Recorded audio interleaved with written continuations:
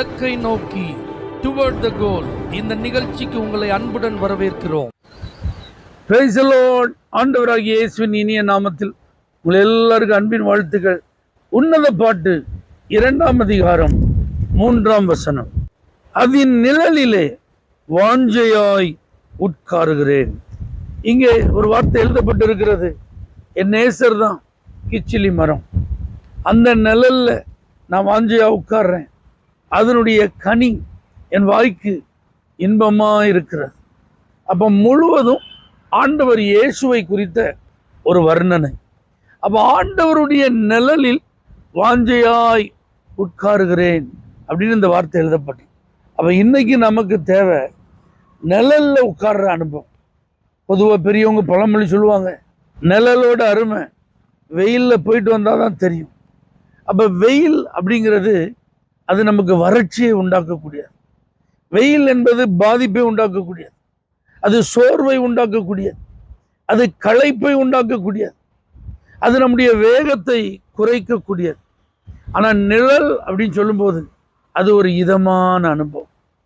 நல்லா ரிலாக்ஸ் பண்ணுறதுக்கு அந்த நிழலில் அமர்ந்திருந்தால் அதுக்கப்புறம் பதட்டம் இருக்காது.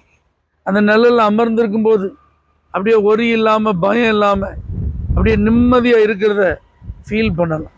இந்த உலக வாழ்க்கையில் நம்மை பாதிக்கும் வெயிலின் உஷ்ணத்தை போல வறட்சியை உண்டாக்கும், வேதனையை உண்டாக்கும், கவலையை உண்டாக்கும், பாரங்களை உண்டாக்கும், பாதிப்பை உண்டாக்கும் நிறைய விஷயங்கள் இருக்கு வாழ்க்கையில். தினந்தோறும் அவைகளை நாம் எதிர்கொள்கிறோம். அப்போ அதிலெல்லாம் இருந்து நம்ம பாதுகாப்பாக சமாதானமாக மகிழ்ச்சியாக இருக்கணும்னா இந்த நிழல்ல உட்கார்ற ஒரு அனுபவம் நமக்கு தேவை.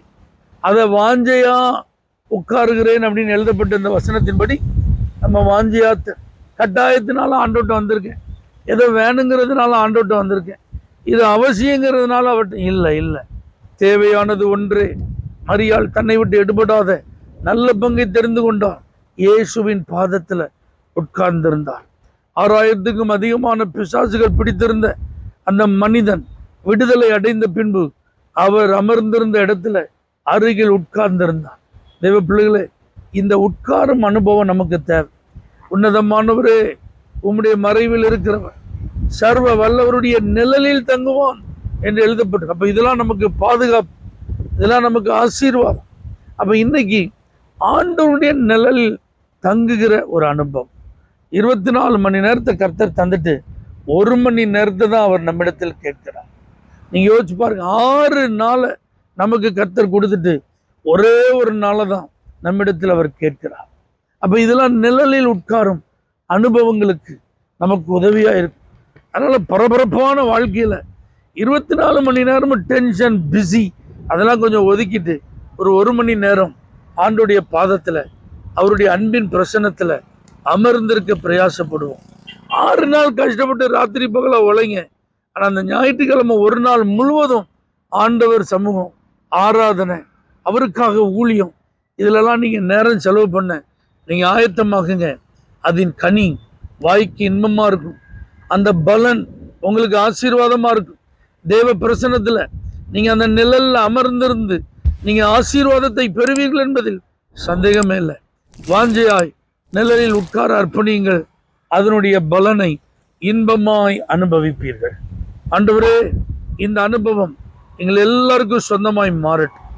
இயேசுவின் நாமத்தில் பிதாவே, ஆமென். For prayer contact Pastor J.